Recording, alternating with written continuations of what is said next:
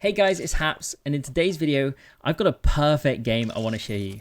Yep, this is the first perfect game that I've had since the new live system, and it won't come as a surprise to many, but it's in Turtle Pack, where I pretty much spend most of my time. So let's just jump into the gameplay and I'll take you through. And you can see here, I'm just filling out my team. I pick up a couple of mosquitoes and an otter for extra stats, and I rearrange my team. And I'll be honest, this is the turn that crushes me most, because my positioning is what lets me down, and we end up drawing this round. Now we have a 4-3 Beaver. If I'd have played the 4-3 Beaver at the front, we would have actually won that, and we potentially could have got ourselves a flawless run. But we didn't, and we move on, and we pick up an ant here. Now, in the early stages of playing on the Turtle Pack, I try to pick up tier 1s that I like, right? So there's a couple that I try and avoid, such as Cricket and Horse. I'm not really interested in playing them. They do have a good synergy, and there are other players who play them, and they do transition really well into summons. But I don't really play summons that often. I like to pick up pets like the Otter.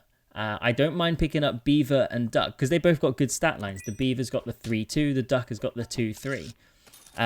Ant and Mosquito are really nice as well. So those are the pets that I would generally focus on. I guess you could pick up Fish too. Just be careful not to fall into that trap of chasing that final fish, trying to get it to level 3. Too many times I've wasted so much gold looking for that final fish. Sometimes you're better off just selling it and picking up other pets. Now we also bring in a Swan here. Now Swan is my most bought tier 2 pet, and that's because the extra gold can be so useful. Now, turn 5, we level up the Beaver and we find a Penguin. Well, we certainly know where that Penguin's going, straight into the team. Now, Penguin is not as good as it used to be, but the early scaling here on our Beaver and the Otter is going to be quite useful, right? When you're chasing a perfect game, you basically want to go all in. You basically want to build stats as quickly as possible on any pet. It doesn't really matter which one. You just need to have a big carry, and hopefully that's enough to get you through. Now, we level up the Swan, and here we go. Here's our second carry. We get rid of the Otter. I know it's a level 2, but we now have the Swan as a level 2. What I don't want is I don't want the Penguin stats being distributed between the Beaver, the Swan, and the Otter. So we get rid of the Otter and we bring in the Rooster. Now, the Rooster is essentially our win condition. Okay, we've been stacking the stats on the Beaver, but now it's all about the Rooster. So on turn 7, you can find pairs, and that is pretty much all I'm looking for here. I'm looking to buy as many pairs as possible, or find another Mosquito, because if I can level the Mosquito, I get a chance at a tier 5. Maybe I find Monkey, maybe I find Seal, and both of them are really good forms of scaling. But we come up against a Seal here, but thankfully we're big enough to just get by and leave our Penguin there. So we've got 6 trophies, we're on turn 8, and again we're just stacking as many stats, and we level the Rooster into the Seal. Now I make a bit of a mistake here. I don't think I should be selling Penguin just yet. I should be freezing that Seal and giving the Penguin the opportunity to just add a couple more stats to the Swan, the Beaver, and the Rooster. But instead, I sell it and I bring the Seal in. I guess that does give me one additional space in the shop to find a tier 5 pet, but I think it was a bit of a mistake.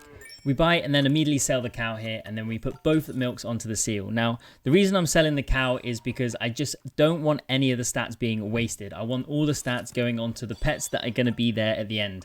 And because we're rushing towards a perfect game here, I don't mind any of the stats going on the Beaver, the Rooster, or the Swan. Obviously, the more on the Rooster, the better, but ultimately, I don't want them wasted on anything that is going to be sold. We do bring in a Crocodile. Crocodile is such a strong unit. It's worth having, so I'm happy. And this is basically the team. I run this team to the end. I'm buying any kind of food that I can find. I'm putting anything onto the Seal to give us extra stats. And we pick up the Chili Pepper. Now, Chili Pepper can be pretty useful because we're in the realms of finding melon.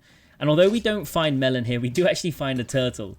So we're able to clear out the turtle, do a little bit of extra damage on that bison, and we're able to take that team down, which gives us 9 wins.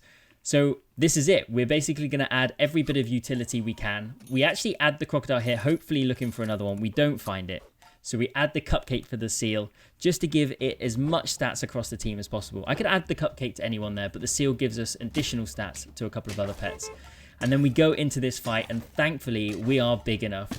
Look at that Rooster. It's able to take down the shark straight away and complete the perfect run.